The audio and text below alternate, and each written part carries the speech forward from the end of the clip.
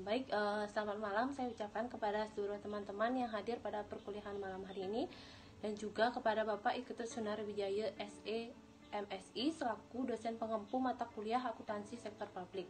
Nah, adapun di pertemuan kali ini saya akan membahas mengenai tentang laporan keuangan sektor publik. Nah, sebelum itu perkenalkan, nama saya Nilunita Fitri Utami. Di sini saya sebagai kelompok 3. Topik pembahasan yang akan saya bahas pada pertemuan kali ini yaitu yang pertama mengenai tujuan dan fungsi laporan keuangan sektor publik, yang kedua mengenai tujuan pelaporan keuangan menurut SFEC nomor 4, dan yang ketiga yaitu perbedaan laporan keuangan sektor publik dengan sektor swasta. Baik, sebelum mulai materi yang pertama, ada baiknya kita mengetahui apa sih itu laporan keuangan sektor publik. Jadi laporan keuangan sektor publik itu merupakan representasi terstruktur posisi keuangan akibat transaksi yang dilakukan. Nah, sedangkan laporan keuangan organisasi sektor publik itu merupakan komponen penting untuk menciptakan akuntabilitas sektor publik. Nah, untuk materi yang pertama yaitu tujuan dan fungsi laporan keuangan sektor publik. Nah, menurut Mardiosmo tahun 2009 secara umum tujuan dan fungsi laporan keuangan sektor publik itu ada 6. Jadi yang pertama yaitu kepatuhan dan pengelolaan, yang kedua tentang akuntabilitas dan pelaporan retrospektif, yang ketiga yaitu perencanaan dan informasi otorisasi, yang keempat yaitu kelangsungan organisasi, yang kelima yaitu hubungan masyarakat, dan yang keenam yaitu sumber fakta dan gambaran. Nah, tujuan yang pertama yaitu kepatuhan dan pengelolaan. Jadi laporan keuangan itu digunakan untuk memberikan jaminan kepada pengguna laporan keuangan dan pihak otoritas penguasa bahwa pengelolaan sumber daya telah dilakukan sesuai dengan ketentuan hukum dan peraturan lain yang telah ditetapkan. Nah, yang kedua yaitu akuntabilitas dan pelaporan retrospektif. Jadi laporan keuangan itu digunakan sebagai bentuk pertanggungjawaban kepada publik untuk memonitor kinerja dan mengevaluasi manajemen, memberikan dasar untuk mengamati tren antar kurun waktu pencapaian atas tujuan yang telah ditetapkan, dan membandingkan dengan kinerja organisasi lain yang sejenis jika ada.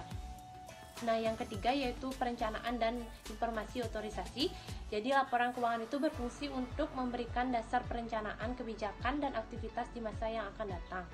Laporan keuangan berfungsi untuk memberikan informasi pendukung mengenai otorisasi penggunaan dana.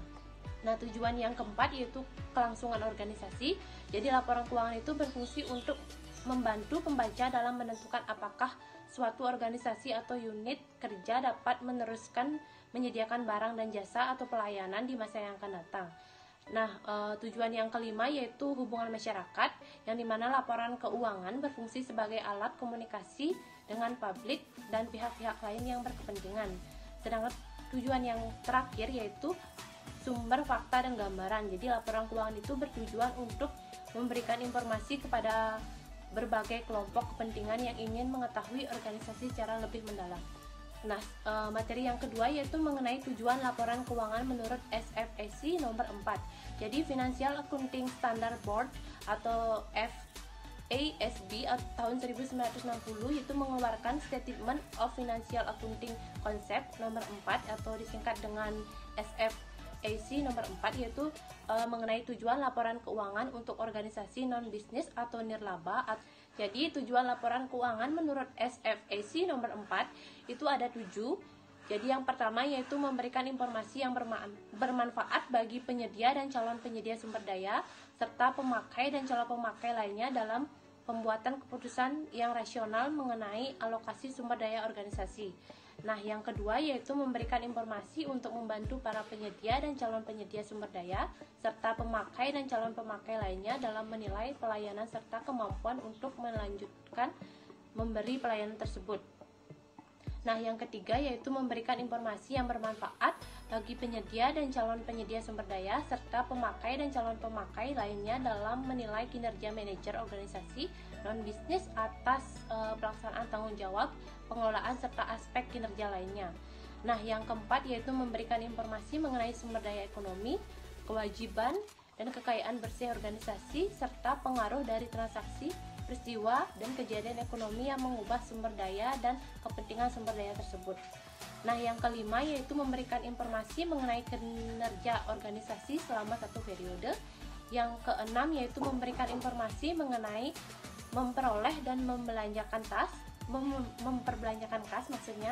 Dan yang terakhir yaitu memberikan penjelasan dan interpretasi untuk membantu pemakai dalam memahami informasi keuangan yang diberikan. Baik, materi yang terakhir yang ketiga yaitu perbedaan laporan keuangan sektor publik dengan sektor swasta. Nah, jadi untuk di sektor publik itu yang pertama sektor publik itu berfokus pada finansial dan politik, sedangkan kalau di sektor swasta itu berfokus pada finansial saja. Nah, perbedaan yang kedua yaitu di mana pada sektor publik kinerja diukur secara finansial dan non finansial, sedangkan kalau di sektor swasta itu sebagian besar kinerja diukur secara finansial.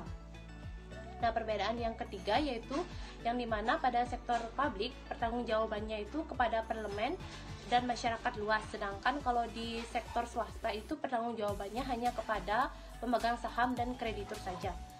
Nah, perbedaan yang keempat yaitu aturan pelaporan ditentukan oleh Departemen Keuangan kalau di sektor publik, sedangkan kalau di sektor swasta jadi aturan pelaporannya itu ditentukan oleh undang-undang, standar akuntansi, pasar modal, dan praktek akuntansinya.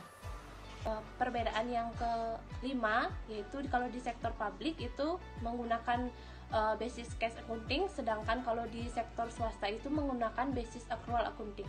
Nah, selanjutnya perbedaan yang keenam yaitu kalau di sektor publik tidak berfokus pada organisasi secara keseluruhan, akan tetapi berfokus pada unit kerja pemerintah sebagai suatu bagian organisasi. Adapun unit-unitnya itu seperti entitas akuntansi atau accounting entity dan entitas anggaran atau budgetary entitas yang otonom. Sedangkan kalau di sektor swasta itu hanya berfokus pada organisasi secara keseluruhan. Nah, perbedaan yang ketujuh yang dimana pada sektor swasta jadi pelaporan keuangannya pemerintah itu lebih berorientasi pada jangka panjang karena terkait dengan konsep politik dan kenegaraan, sedangkan kalau di sektor swasta itu hanya berfokus jangka panjangnya tidak dapat dilakukan secara detail karena dibatasi oleh adanya ketidakpastian pasar. Nah, selanjutnya perbedaan yang ke-8 yang terakhir yaitu mengenai tentang audit. Nah, kalau untuk di sektor publik tersebut lebih luas, yang dimana tidak sekedar audit keuangan dan kepatuhan saja, akan tetapi harus dilakukan juga audit value for money, yang dimana Dewan Legislatif dapat menunjuk auditor independen seperti Badan Pemeriksa Keuangan dan kantor akuntan publik untuk mengaudit pemerintahan di bagian sektor publik. Sedangkan kalau di bagian sektor swasta itu auditnya dilakukan oleh auditor independen untuk memberikan jaminan kualitas bahwa laporan keuangan yang dibuat manajemen tersebut terbebas dari salah saji yang material dan telah disajikan sesuai dengan prinsip akuntansi yang diterima umum. Baik, sekian dari pengenalan materi yang saya bawakan. Jika ada salah kata saya mohon maaf. Di kata saya ucapkan terima kasih dan saya tutup dengan selamat malam.